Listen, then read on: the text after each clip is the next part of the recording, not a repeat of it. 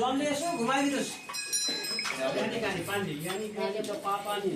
जन्म पानी चाहिँ पानीमा पानी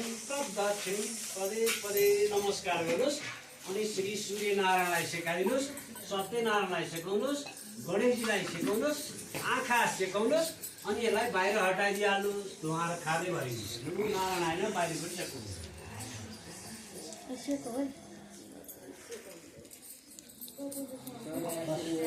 खाना होला बाहिर राख्नु पैसा डल्ला है पैसा आउने पाप लाग्छ